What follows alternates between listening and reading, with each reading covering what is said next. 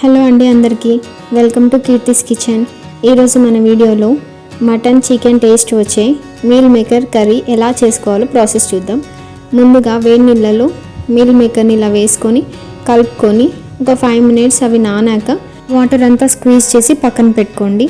తర్వాత ఒక ప్యాన్ తీసుకొని 1/2 స్పూన్ ఆయిల్ వేసుకొని అందులో కొంచెం ఎండు కొబ్బరి వేసుకొని కలర్ చేంజ్ అయ్యే వరకు వేయించుకొని అందులోనే 3 పచ్చిమిర్చి 1 లేదా 2 ఉల్లిగడ్డలు ఇలా కట్ చేసుకొని వేసుకొని వాటిని కూడా కొంచెం వేయించాలండి. వేయించాక అందులో ఒక 2 లేదా 3 టమాటోల్ని కూడా ఇలా కట్ చేసుకొని వేసుకోవాలి. అవి కూడా బాగా వేగే వరకు వేయించుకొని అవి పక్కన పెట్టుకొని చల్లార పెట్టుకొని పేస్ట్ చేసి పెట్టుకోవాలండి.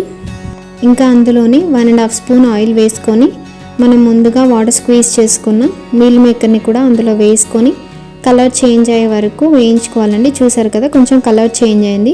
ఇవి కూడా తీసి పక్కన పెట్టండి.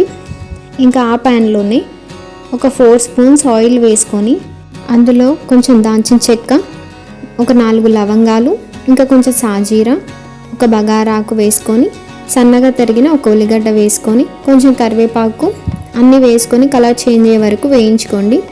అవి బాగా వేగాక అందులో ఒక 1/2 స్పూన్ పసుపు, ఇంకా 1.5 స్పూన్ అల్లం వెల్లుల్లి పేస్ట్ వేసుకొని పచ్చివాసన పోయే వరకు బాగా కలిపేసుకొని ఇంకా మనం ముందుగా పేస్ట్ చేసి పెట్టుకున్న కొబ్బరి, పచ్చిమిర్చి, ఉల్లిగడ్డ, టమాటో పేస్ట్ని అందులో వేసుకొని కొద్దిగా వాటర్ పోసుకొని 1 స్పూన్ సాల్ట్ వేసుకొని ఇంకా ఒక 1 స్పూన్ ధనియాల పొడి, 1 స్పూన్ కారం కూడా వేసుకొని బాగా కలిసేలా కలిపేసుకొని ఒక 5 minutes లో ఫ్లేమ్లో మూత పెట్టేసుకొని ఉడికించుకోవాలండి.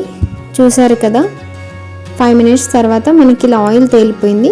అందులో కొంచెం వాటర్ పోసుకొని మనం ముందుగా ఫ్రై చేసి పెట్టుకున్న మీల్ మేకర్ని అందులో వేసేసుకొని మొత్తం కలిపేసుకొని మూత పెట్టుకొని ఒక 5 minutes మీడియం ఫ్లేమ్లో ఉడికించుకోవాలండి. సో చూసారు కదా, 5 minutes తర్వాత మనకి ఆయిల్ బాగా తేలిపోయింది. ఇంకా కర్రీ రెడీ అయిపోయినట్టే. అందులోనే మనం కొంచెం కట్ చేసుకున్న కొత్తిమీరను వేసుకొని కలిపేసుకొని ఇంకా సర్వ్ చేసేసుకోవడమే.